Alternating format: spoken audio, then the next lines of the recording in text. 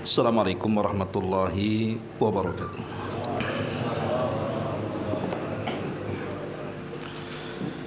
Alhamdulillah wassalatu wassalamu ala Rasulillah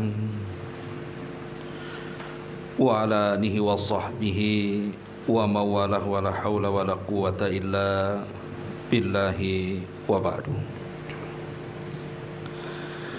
Terlanjutkan kajian kita masih membahas tafsir dari surah An-Nazi'at,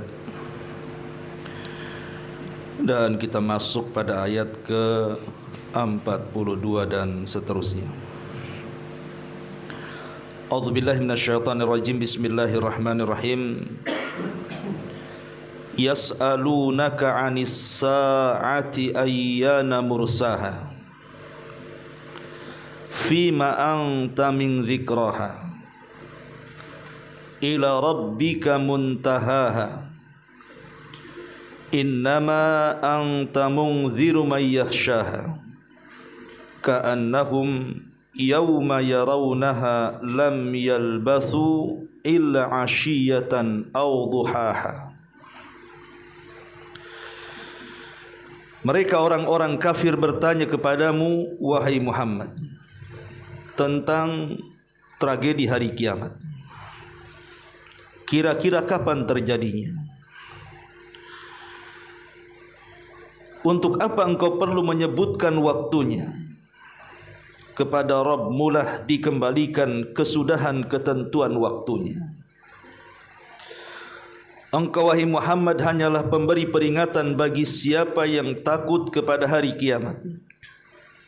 Karena pada hari itu, ketika mereka melihat hari itu, karena susahnya, hebatnya hari itu, mereka merasakan seolah-olah hanya sebentar saja tinggal di dunia pada waktu sore atau mungkin di waktu duha. Inilah bagian akhir daripada surah An-Nazi'at. Bagian akhir ini Allah Subhanahu wa taala menjelaskan kepada kita tentang peristiwa besar yang menghancurkan alam semesta. Itulah hari kiamat. Di sini Allah Subhanahu wa taala mengatakan yas'alunaka 'anis sa'ati ayyana mursaha. Mereka orang-orang kafir bertanya kepadamu tentang hari kiamat, kira-kira kapan terjadinya. Sering saya katakan bahwa peristiwa hari kiamat tidak ada yang tahu kapan terjadinya kecuali hanya Allah Subhanahu wa taala. Dan itu disebutkan di beberapa ayat dalam Al-Qur'an. Di antaranya surah Al-A'raf ayat 187. Yas'alunaka 'anis sa'ati ayyana mursaha qul innama ilmuha inda rabbi la yujalliha liwaqtiha illahu. Mereka menanyakan kepadamu wahai Muhammad tentang kapan terjadi kiamat. Bilakah terjadinya? Maka katakanlah sesungguhnya pengetahuan tentang kiamat itu ada pada sisi Rabb-Ku. Tidak ada seorang pun yang dapat menjelaskan waktu kedatangannya kecuali Dia semata, maksudnya Allah Subhanahu wa taala. Kemudian di ayat yang lainnya yang maknanya serupa adalah surah Al-Ahzab ayat 63. Allah mengatakan yas'alunaka an-nasu 'anis sa'ati qul innama ilmuha indallah wa ma yudrika la'alla as-sa'atu takunu qariban. Manusia bertanya kepadamu wahai Muhammad tentang hari bangkitnya kiamat. Katakanlah sesungguhnya pengetahuan tentang hari bangkitnya itu hanya di sisi Allah. Dan tahukah kamu boleh jadi hari bangkitnya kiamat itu sudah dekat waktunya. Dari dua ayat ini kita tahu, menguatkan ayat dalam surah An-Nazi'at yang kita baca, dengan tegas Allah Subhanahu wa taala mengatakan bahwa tragedi kiamat itu tidak ada yang tahu kecuali Allah. Makanya Disebutkan dalam sebuah hadis dari Ibnu Umar radhiyallahu anhuma. Hadis ini dikeluarkan Imam Bukhari dalam sahihnya dari Nabi SAW ketika memberikan catatan kepada surah Luqman ayat 34. Nabi SAW mengatakan mafatihul ghaibi khamsun. Kunci-kunci kegaiban itu ada 5.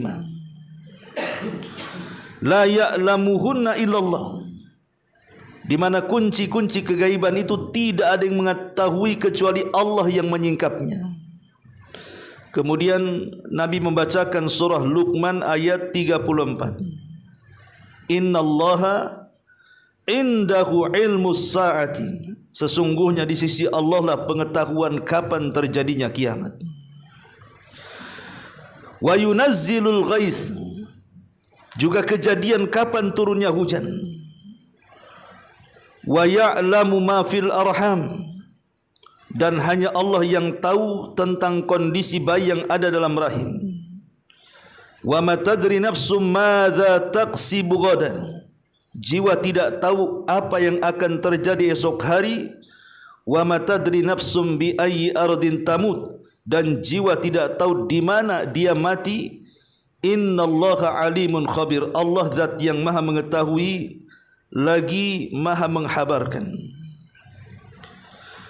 Dalam surah Luqman 34 yang dibacakan Nabi SAW tentang mafatihul ghaib, kunci-kunci kegaiban, salah satunya adalah innallaha indahu ilmus sa'ah. Hanya di sisi Allah lah pengetahuan kapan terjadinya kiamat. Makanya di zaman Nabi SAW ada Badui yang datang menemui Nabi SAW bertanya soal kapan terjadinya kiamat. Kemudian Nabi SAW tidak merespon sampai Arab Badui ini bertanya 3 kali. Sampai Nabi SAW marah, kemudian mengatakan manis sa'il, siapa yang bertanya tadi? Maka sang Badui mengatakan, saya wahai Rasul. Maka Nabi SAW mengatakan, kau bertanya tentang kapan terjadi kiamat, wa ma a'dadta laha, apa yang kau siapkan untuk itu? Maka Arab Badui mengatakan, la syai'a ya Rasulullah, aku tidak punya persiapan apapun wahai Rasul. Maka Rasul mengatakan, kalau tidak punya persiapan apapun, lalu kenapa kau bertanya tentang kapan terjadinya kiamat? Kemudian Arab Badui ini mengatakan, akan tetapi wahai Rasul, aku sangat mencintai Allah dan Rasulnya. Maka Nabi SAW mengatakan, anta ma'aman ahbabta, maka engkau akan bersama idolamu, bersama orang yang kau cintai. Dalam riwayat ini sampai Nabi SAW sendiri tidak mau jawab, karena memang Nabi SAW pun tidak punya kunci-kunci kegaiban. Makanya dia tidak mau jawab. Persis seperti pertanyaan malaikat Jibril kepada Nabi SAW tentang kapan terjadi kiamat. Rasul hanya mengatakan, mal mas'ulu anha bi'a'lama minas sa'il. Tidaklah orang yang ditanya lebih paham dibandingkan orang yang bertanya. Artinya Rasul dan Jibril sekalipun tidak paham kapan terjadi kiamat. Karena itu semua adalah pengetahuan Allah Subhanahu wa ta'ala. Makanya dalam ayat ini Allah Subhanahu wa ta'ala mengatakan, yas'alunaka 'anis sa'ati ayyana mursaha. Mereka bertanya-tanya orang kafir kepadamu, kira-kira kapan terjadinya kiamat. Kenapa orang-orang kafir Quraisy mereka bertanya seperti itu kepada Nabi? Dan pertanyaan seperti ini bukan aneh, karena para nabi dan rasul sebelumnya juga diuji oleh umatnya yang kafir dengan pertanyaan yang sama seperti ini. Artinya umat Nuh, mereka datang kepada Nuh alaihi salatu wasallam bertanya, kapan kiamat wahai Nuh? Kemudian umat Nabi Saleh, Nabi Syuaib juga, mereka bertanya kepada Nabi Allah Saleh dan Syuaib, kapan terjadinya kiamat?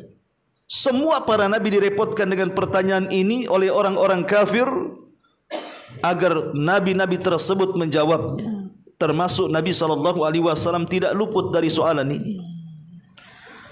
Tapi karena Nabi SAW dan para Nabi sebelumnya tidak tahu kapan terjadinya kiamat, maka tidak ada satupun Nabi yang mendetailkan kapan terjadinya. Tetapi Nabi SAW hanya mengisyaratkan bahwa terjadinya hari kiamat itu hanya disebutkan harinya. Adapun tanggalnya, adapun bulannya, adapun tahunnya, tidak ada yang tahu. Kata Nabi SAW, "Inna min afdali ayyamikum yaumal jum'ati, fihi khuliqa Adam, wa fihi qubida, wa fihi an-nafkhatu, wa fihi as-sa'qatu." Kata Nabi SAW, sesungguhnya di antara hari-hari kalian yang paling afdal adalah hari Jumat. Karena hari Jumat Adam diciptakan, hari Jumat Adam dicabut nyawanya, di hari Jumat ini pula ditiupkan sangkakalanya, dan di hari Jumat ini pula tiupan kedua ditiupkan trompetnya. Jadi Nabi SAW hanya menyebutkan harinya saja. Pokoknya kiamat terjadi hari Jumat. Jumat yang mana kita tidak tahu. Dari sini kita tahu bahwa Allah Subhanahu wa taala betul-betul menyembunyikan peristiwa hari kiamat ini. Tentu tidak lain dan bukan untuk menguji manusia. Tapi seorang muslim harus tahu dan harus yakin bahwa kiamat itu pasti terjadi. Makanya di banyak ayatnya Allah Subhanahu wa taala mengatakan seperti dalam surah Thaha 15, "Inna sa'ata atiyatun." Sesungguhnya hari kiamat itu pasti akan datang.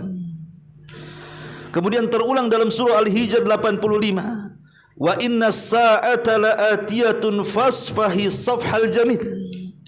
Dan sesungguhnya hari kiamat itu pasti datang, maka maafkanlah mereka dengan cara yang baik. Bahkan terulang dalam surah Ghafir ayat 59, "Inna sa'ata la'atiyatun la raiba fiha walakinna aktsaran nasi la yu'minun." Sesungguhnya hari kiamat pasti akan datang.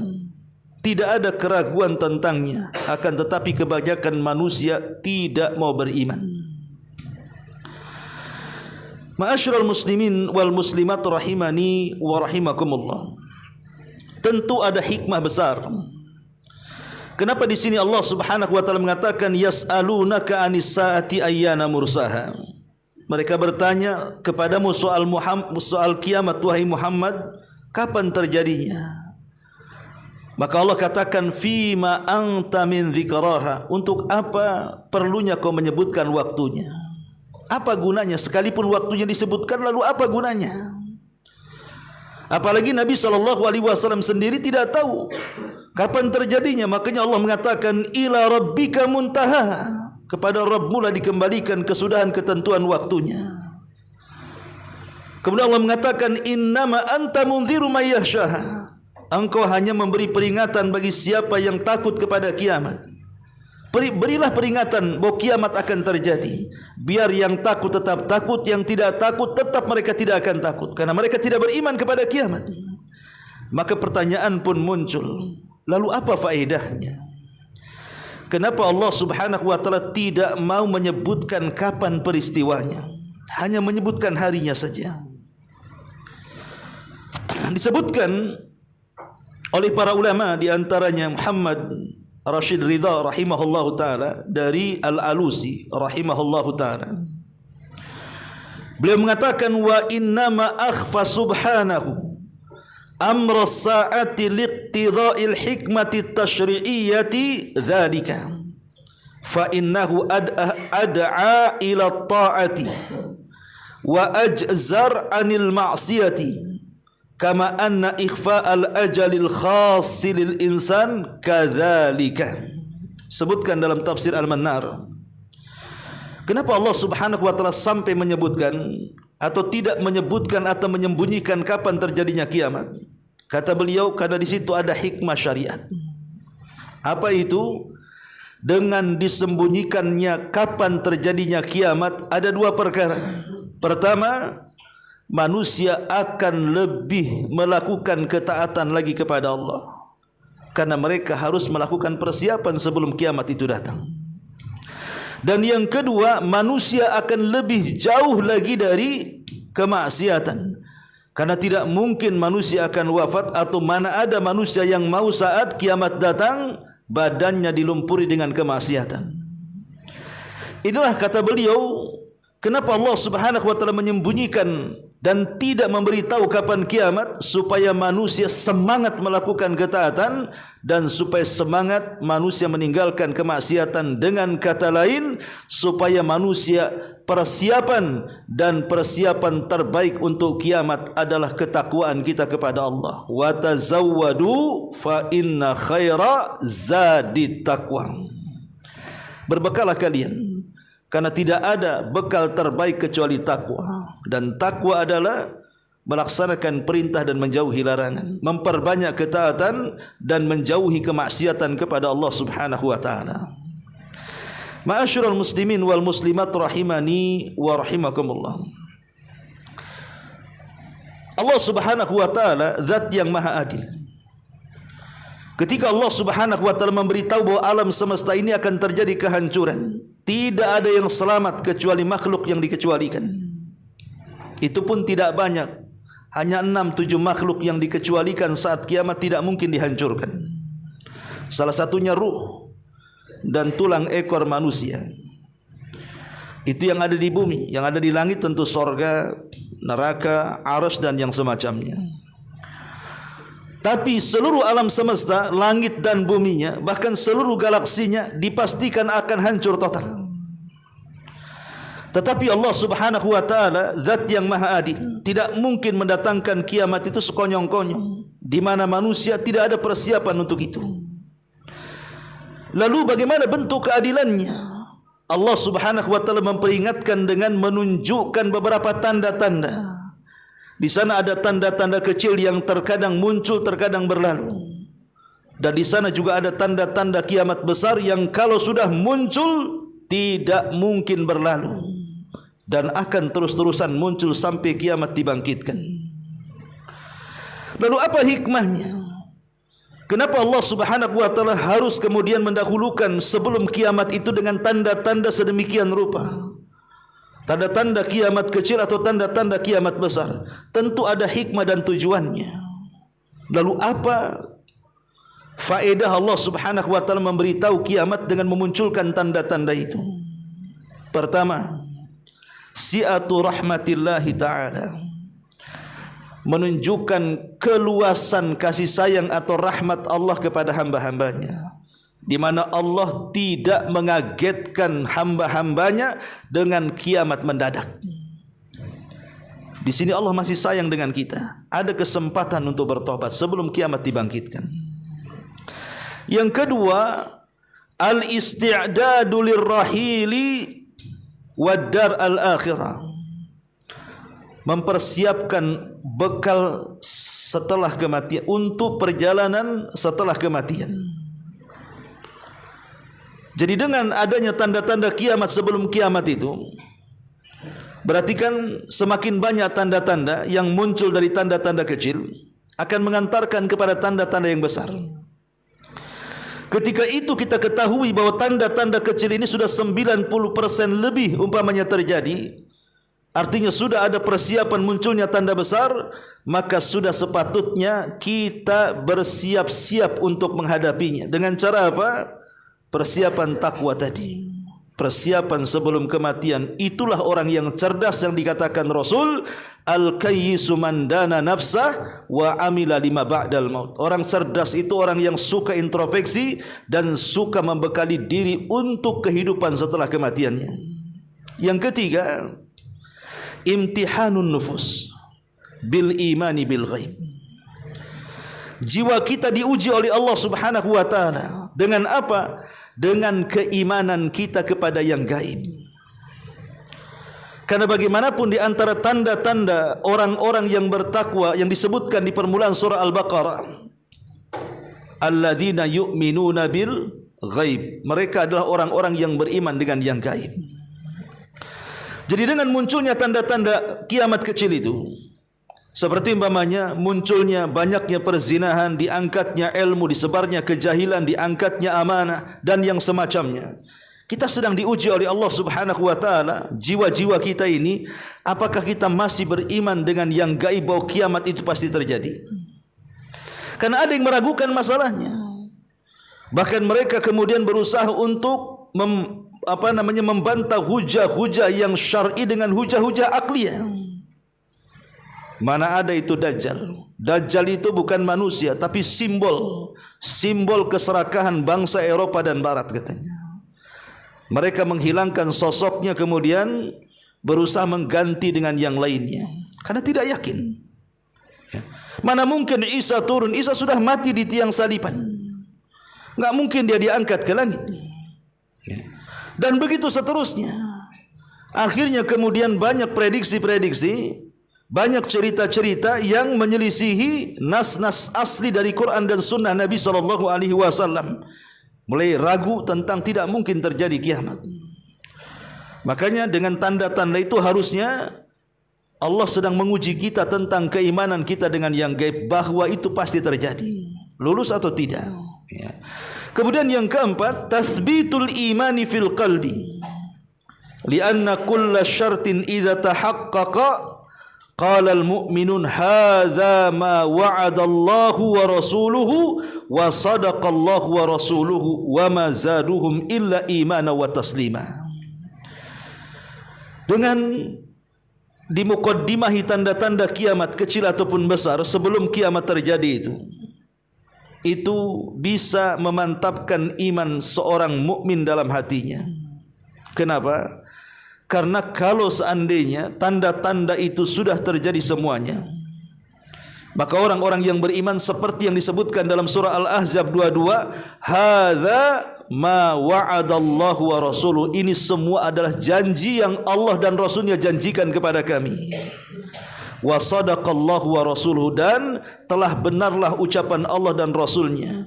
Wa ma zadahum illa imana wa taslima, dan tidaklah menambah bagi orang-orang yang beriman itu kecuali kemantapan iman dan kepasrahan kepada Allah dan Rasulnya. Jadi dengan adanya tanda-tanda kiamat itu, seorang yang beriman makin mantap keimanannya. Oh, betul apa yang disabdakan Nabi rupanya. 12 abad yang silam Rasul mengatakan seperti ini, rupanya kejadian. Mengatakan seperti itu, rupanya terjadi juga. Menyatakan seperti itu, rupanya terjadi juga. Kalau seorang mukmin melihat seperti ini, harus akan bertambah. Berarti betul apa yang dikatakan Nabi, betul apa yang dikatakan Allah Subhanahu wa taala. Maka dengan melihat tanda-tanda itu, mantaplah keimanannya. Ini yang keempat. Yang kelima, tahyi'atun nufus limuwajahatil fitan. Fala yazalul fitanu taqa'u fil ummati. Wa Rasulullah sallallahu alaihi wasallam yaqul, inna baina yaday sa'ati fitanan ka qita'il lailil mudlim. Yang kelima, dengan dimukaddimahi kehancuran alam semesta dengan tanda-tanda kecil atau besar tadi, faedahnya adalah jiwa semakin siap untuk apa? Untuk menghadapi segala macam fitnah. Jadi dengan kita melihat banyaknya tanda-tanda kiamat yang bermunculan, bahkan ulama mengatakan sudah 90% lebih tanda-tanda kiamat kecil itu muncul di dunia dari era zaman Nabi sampai sekarang. Kalau orang yang beriman dengan munculnya banyak tanda, dan tanda-tanda fitnah itu sudah disabdakan 14 abad yang silam, bahwa Nabi mengatakan sesungguhnya mendekati kiamat itu akan terjadi banyak fitnah. Bahkan fitnah itu seperti potongan malam yang gelap gulita. Maknanya apa? Siapapun yang tidak punya pengetahuan agama, maka digelapkan jalannya, dia bisa menabrak ke sana kemari, masuk ke dalam kubangan fitnah. Maka dengan kemudian Allah memunculkan tanda-tanda itu, maka kita semakin siap, karena Rasul sudah mengatakan 14 abad yang silam bahwa akan terjadi fitnah besar. Ada fitnah ini, fitnah itu, fitnah macam-macam, dan kita sudah tahu informasinya. Lah ketika kita sudah tahu informasi dengan fitnah-fitnah yang akan terjadi di akhir zaman, maka seorang muslim lebih bisa lagi menghadapi fitnah-fitnah itu. Ini yang kelima. Kemudian yang keenam, tarbiyatun nufus alal isti'fafi. Dengan dimunculkan banyak tanda-tanda sebelum kehancuran semesta ini bentuk tarbiyah, bentuk pelajaran kepada jiwa alal istighfar, agar kita lebih menjaga kehormatan lagi, tidak rakus dengan dunia. Sebab kalau seandainya kehancuran alam semesta itu datang, sesungguhnya dunia itu sudah tidak akan nikmat lagi dipandang manusia, karena masing-masing orang akan menyelamatkan dirinya. Jangan cerita kiamat besar. Lihatlah, kita lihat orang-orang yang terkena musibah gempa, terkena musibah tsunami, terkena musibah gunung meletus, terkena musibah kebanjiran. Sebagian besar mereka hanya mementingkan nyawa mereka tanpa mempedulikan rumah, kendaraan, tanah, sertifikat dan yang semacamnya. Yang penting selamat.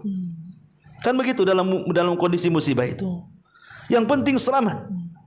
Enggak peduli rumahnya hancur, enggak peduli kendaraannya porak-poranda, enggak peduli surat-surat sertifikat tanahnya tertimbun reruntuhan atau terbawa banjir. Yang penting selamat. Itu musibah kecil. Bagaimana musibah kiamat besar yang menghancurkan dan menggulung semua bumi? Enggak akan terpikir manusia dengan dunia. Yang penting dia selamat. Maka dari sini ada tarbiyah jiwa dengan banyaknya muqaddimah, munculnya tanda-tanda kiamat kecil yang berakhir kepada tanda-tanda kiamat besar dan kemudian diakhiri dengan kehancuran. Maka jiwa akan terlatih untuk tidak rakus dengan dunia, karena dunia itu boleh jadi kita yang meninggalkannya atau dunia itu sendiri yang meninggalkan kita.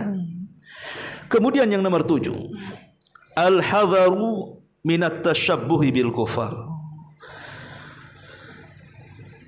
Al-hadhar, berusaha untuk berhati-hati, minat tashabbuh, untuk menyerupai dengan orang-orang kafir. Karena Nabi SAW bersabda dalam sebuah hadis, la taqumus sa'ah hatta ta'khudha ummati bi akhdil quruni qablaha shibran bi shibrin wa dhira'an bi dhira'in. Faqila ya Rasulullah kafarisi warrum, qala wa minan nasi illa ulaik. Dalam hadis Bukhari, Rasul mengatakan tidak mungkin kiamat terjadi, kata Nabi, sampai umatku akan mengambil tata cara umat-umat sebelumnya, sejengkal demi sejengkal, sehasta demi sehasta. Kemudian sahabat mengatakan, apakah yang Anda maksud orang Persia dan Romawi, wahai Rasul? Kata Rasul, kalau bukan mereka siapa lagi? Ya. Artinya Rasul mengatakan sebelum terjadinya kiamat, kaum muslimin akan berbondong-bondong mengikuti tata cara umat di luar daripada Islam, mengikuti bagaimana gayanya orang Yahudi dan Nasrani, orang-orang kafir barat, mulai daripada busana sampai kemudian muamalah, adat istiadat, sampai menggadaikan agama. Artinya dengan informasi dari Nabi SAW seperti itu, berarti dengan banyaknya tanda-tanda kiamat, artinya sudah mendekati tanda-tanda kiamat besar, maka kita sudah dapat informasi bahwa umat Islam ini akan berbondong-bondong tasyabuh dengan kafir. Maka kita lebih berhati-hati, jangan sampai tasyabuh dengan mereka, supaya tidak masuk dalam sabda Nabi ini. Ya. Kemudian yang nomor 8, tarkul munkarati wal bu'du anil ma'asi, la siyama tilka allati taksuru inda qiyamis sa'ati. Berusaha untuk meninggalkan kemungkaran, menjauhkan diri dari kemaksiatan, terutama kalau sudah dekatnya atau banyaknya bermunculan tanda-tanda yang mendekati dekatnya kiamat. Kalau seandainya ulama mengatakan 99% dari zaman Nabi SAW sampai hari ini tanda-tanda kiamat kecil itu sudah banyak bermunculan, artinya hanya beberapa persen lagi menunjukkan dekatnya kepada tanda-tanda kiamat besar. Kalau sudah tanda-tanda kiamat besar, kalau iman tidak mantap, dipastikan dia masuk ke kubangan fitnah. Karena yang pertama akan muncul dari tanda-tanda itu adalah keluarnya Dajjal. Siapa yang tahan melawan Dajjal? tidak akan tahan melawan Dajjal kecuali hamba-hamba Allah yang dirahmati. Makanya kalau kita tahu bahwa ketika hilangnya tanda-tanda kiamat kecil dan masuk ke tanda-tanda kiamat besar, maka tidak ada yang selamat di situ kecuali orang-orang yang dirahmati. Maka sudah selayaknya sebelum tanda-tanda kiamat besar itu muncul, apalagi sampai kiamat besarnya muncul, maka seorang muslim dari sini harus segera meninggalkan kemungkaran dan menjauhkan diri dari kemaksiatan, supaya kalau seandainya pun terjadi fitnah, maka dia akan bersih menghadap Allah Subhanahu wa taala. Yang nomor 9, tarbiyatun nufus wal ahli wal aqaribi ala ta'atillah.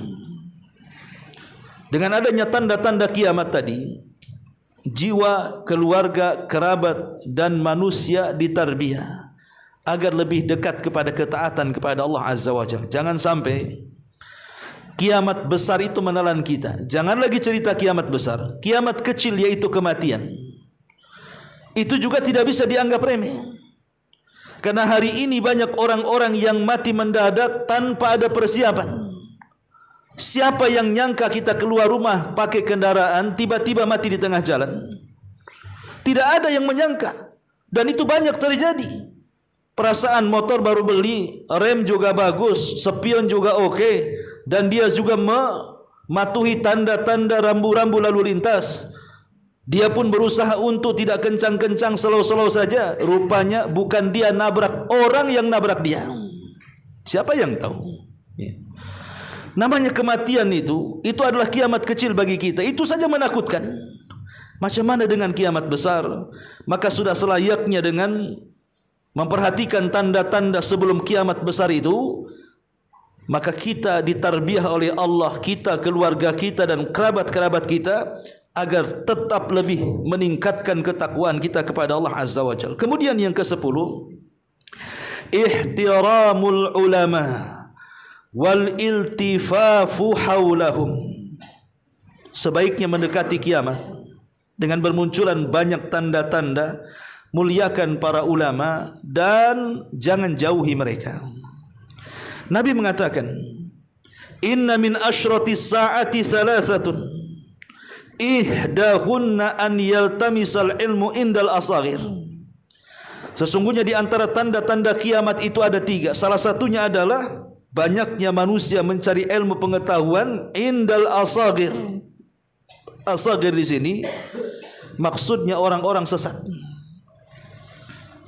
Jadi mendekati kiamat itu justru manusia belajar agama itu ke orang-orang kecil, bukan para ulama besar, kepada ahli bidah, kepada orang-orang yang menyebarkan kesesatan. Bukannya membawa hidayah mati, malah membawa sesat pula dia mati. Makanya mendekati kiamat kita tidak tahu ajal kita kapan. Maka sebaiknya hormati para ulama, duduk bersama mereka. Tentu ulama-ulama Rabbani, bukan ulama-ulama yang menyesatkan umat. Kemudian yang nomor 11, ta'zimu amrid dimai. Muliakan urusan darah. Jangan karena hal sepele kemudian bunuh-bunuhan. Karena Nabi SAW mengatakan, la taqumus sa'ah hatta yaksural haraju. Tidak mungkin tegak hari kiamat, kata Nabi, sampai nanti akan banyak pembunuhan di mana-mana. Sampai-sampai orang yang membunuh dia tidak sadar kenapa dia bisa membunuh, dan orang yang dibunuh dia pun bingung kenapa dia bisa dibunuh. Apa alasan bisa dibunuh? Bukankah dalam Islam bunuh-membunuh ini ada alasannya? Seperti qisas umpamanya, seperti seorang yang menikah dan dia berzina, atau dengan kata lain zina muhsan, ataupun orang yang membuat keonaran seperti para perampok yang tidak segan membunuh ataupun mengambil harta orang, ya, ataupun dalam peperangan. Jadi ada aturannya bunuh-bunuhan itu. Tapi di akhir zaman, kata Nabi SAW, nyawa manusia itu begitu ringan. Dan itu 14 abad yang silam Rasul mengatakan, dan itu sudah terbukti. Coba antum lihat berita di internet itu, di YouTube, di Facebook, di mana-mana. Hampir tiap hari ada orang yang mati. Bukan mati wajar, ya, tetapi mati karena dibunuh. Gara-gara parkir bunuh-bunuhan, gara-gara utang bunuh-bunuhan, gara-gara tersinggung bunuh-bunuhan, gara-gara waris bunuh-bunuhan. Pokoknya masalah-masalah kecil itu nyawa sudah melayang tuh. Gara-gara cemburu nyawa melayang. Kenapa demikian coba? Darah manusia sudah tidak berharga di akhir zaman. Makanya dengan kita mengetahui informasi dari Rasul bahwa nanti di akhir zaman akan terjadi seperti ini, termasuk akan banyak pembunuhan, maka kita semakin memuliakan darah manusia. Karena informasi sudah ada ke telinga kita dari Nabi SAW bahwa di akhir zaman akan terjadi seperti ini. Ya. Kemudian yang nomor 12, al-hadharu minadh zulmi wa i'anati zalimin. Al-hadhar artinya ada peringatan besar. Disuruh kita menjauh dari kezaliman ataupun membantu orang-orang zalim. Jangan berlaku zalim atau membantu orang zalim. Nabi mengatakan, yushiku in talat bika muddah antara qauman fi aydihim mithla adnabil baqar yaghduna fi ghadabillah wa yarji'una fi sakhatillah. Rasul pernah menasihati sahabat dan mengatakan, hampir-hampir kalau Allah berikan usiamu panjang, maka engkau akan melihat di akhir zaman orang-orang yang mereka membawa ekor-ekor sapi. Maksudnya karena melakukan kezaliman dengan cara memecut. Mungkin para pemimpin yang zalim yang mengambil hak rakyatnya dengan cara paksa. Kata Nabi SAW, yaghduna fi ghadabillah, mereka keluar dari rumahnya, mereka mendapatkan murka Allah. Wa yarji'una fi sakhatillah, pulang juga mendapatkan amukan Allah. Keluar dan masuk rumah dilaknat oleh Allah Subhanahu wa taala. Itulah para pemimpin yang zalim. Maka kita harus hati-hati dari para pemimpin yang zalim dan jangan bantu kezaliman mereka. Karena biasanya kalau penguasa-penguasa zalim dan zalim, penguasa-penguasa tiran ini, mereka akan menghalalkan segala cara. Dan anehnya para pendukungnya pasti akan mendukungnya karena dapat keuntungan dunia walaupun harus menginjak rakyat jelata. Maka jangan sekali-kali kalau Allah takdirkan antum menjadi pejabat kemudian menolong kezaliman para pemerintah zalim atau anda sendiri yang melakukan kezaliman. Maka dengan adanya informasi seperti ini, kita akan semakin jauh dari zalim dan membantu orang zalim. Yang ke-13, adamut tasyaghul bizakharib wa biharijid dunya. Tidak terlampau sibuk dengan mengejar gelapnya dan keindahan dunia. Karena Nabi SAW mengatakan, wa idza tatawala ri'al buhmi fil bunyani fadzaka min asyratiha. Kalau engkau lihat manusia sudah berlomba-lomba melakukan pembangunan dunia dengan kemegahannya, maka itulah tanda-tandanya. Maksudnya tanda-tanda kiamat. Persis seperti hadis Jibril ketika bertanya kepada Nabi, kalau engkau tidak tahu kapan terjadi kiamat, lalu apa tanda-tandanya? Maka Rasul mengatakan, antara khufatan uratan ghurlan buhman yatatawaluna fil bunyan. Engkau melihat seorang penggembala tidak pakai sandal compang-camping, hidupnya susah, tiba-tiba dikagetkan dengan dunia, mereka berlomba-lomba membangunnya. Dan itu sudah terjadi. Lihat di Timur Tengah dulu itu gersang, padang pasir, panas kering kelontang. Tapi lihat hari ini kejayaan dunia ada di sana. Bahkan dulu Asia yang lebih maju sekarang tertinggal dengan kemajuan pembangunan mereka yang luar biasa. Walaupun tanda-tanda kiamat ini tidak mesti negatif, ada juga yang positif. Seperti banyaknya bangunan di mana-mana, ada positifnya. Dengan di situ menyerap tenaga kerja, akhirnya mengurangi pengangguran, bisa memberikan nafkah orang-orang susah dan miskin dan begitu seterusnya.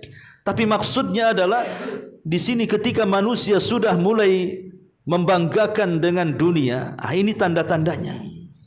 Karena dipastikan kalau sudah bangga kemudian mengagungkan dunia, maka konsekuensinya akan dilupakan dengan akhiratnya. Bal tu'thirunal hayatad dunya wal akhiratu khairun wa abqa. Kemudian yang nomor 14, Di sini tarkubul al-faraju wa adamul yasi. Ketika Allah Subhanahu wa taala memukaddimahi kiamat itu dengan berbagai macam tanda, maka kita diajarkan untuk tidak putus asa. Tidak boleh kita putus asa. Karena Nabi sallallahu alaihi wasallam mengatakan la taqumus saa'ah hatta tamtali al-ardu zulman wa udwanan.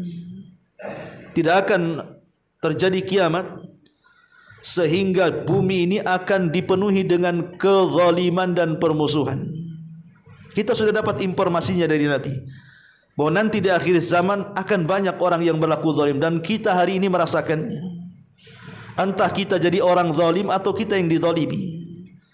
Yang namanya ghibah, menghina, mencaci, memaki, mengadu domba dan yang semacamnya sampai ke tingkat membuli, membunuh, menyakiti, itu sudah bukan perkara remeh, bukan perkara aneh di zaman sekarang. Bahkan membuli rame-rame, memfitnah rame-rame, menggibah rame-rame, membuat isu dan yang semacamnya sudah terbiasa. Sehingga ada orang salah ditangkap, orang benar ditangkap, orang salah pula dikeluarkan.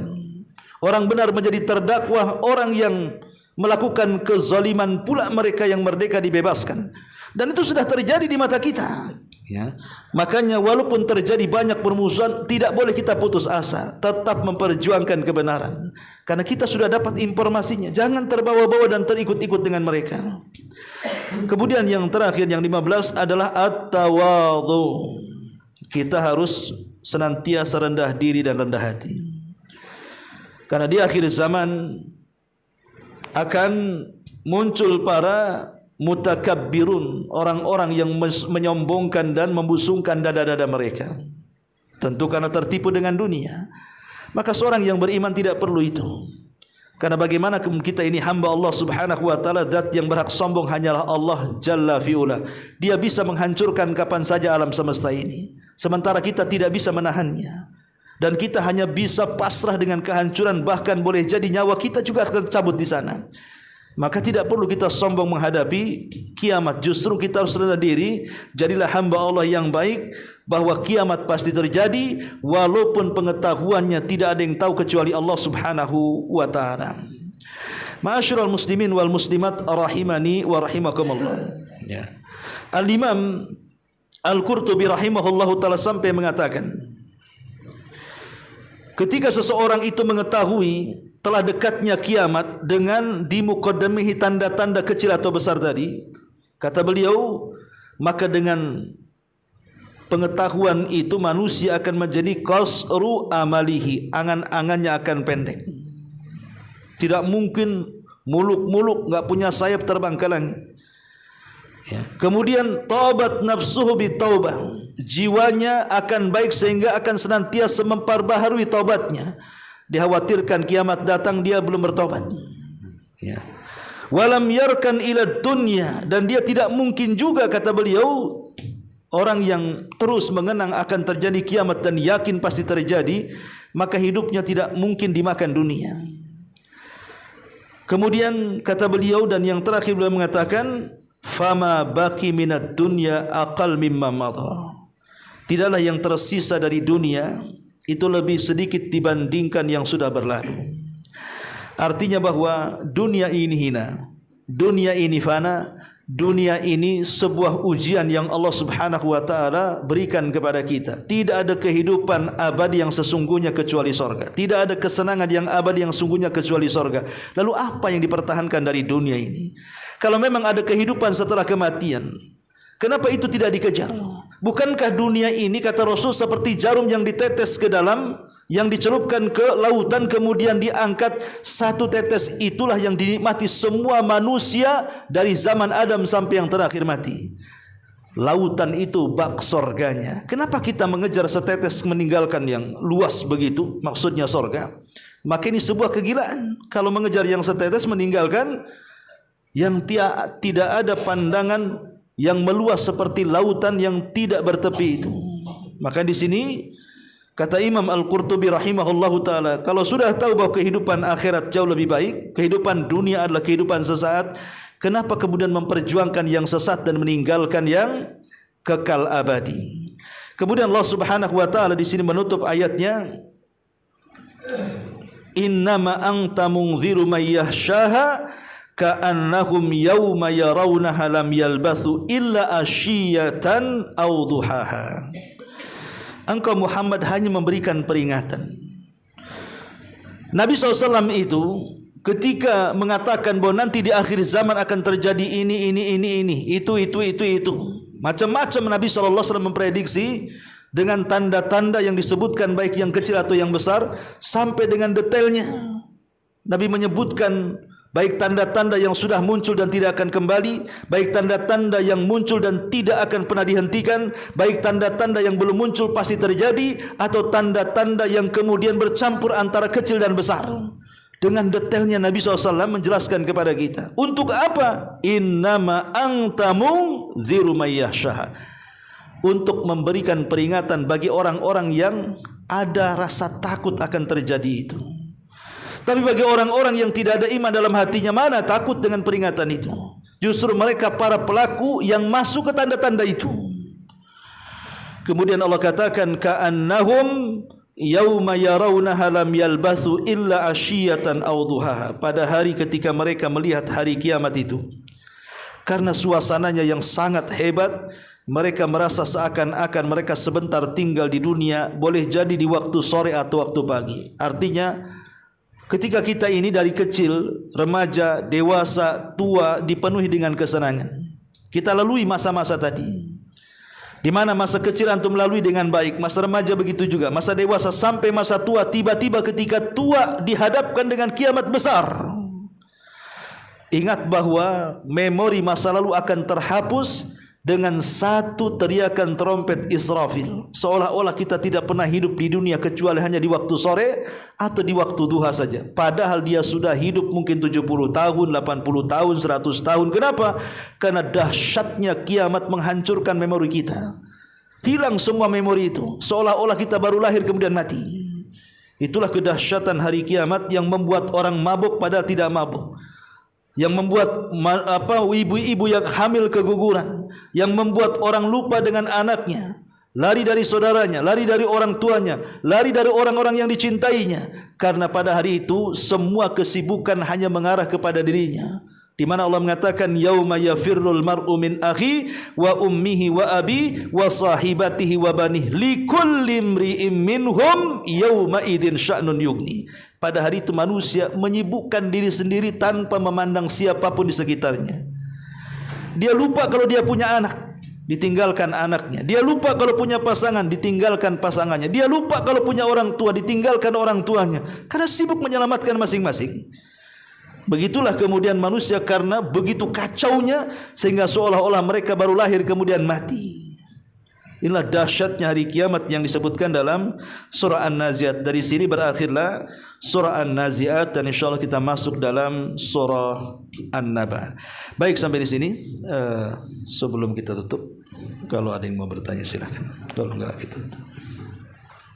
Ya.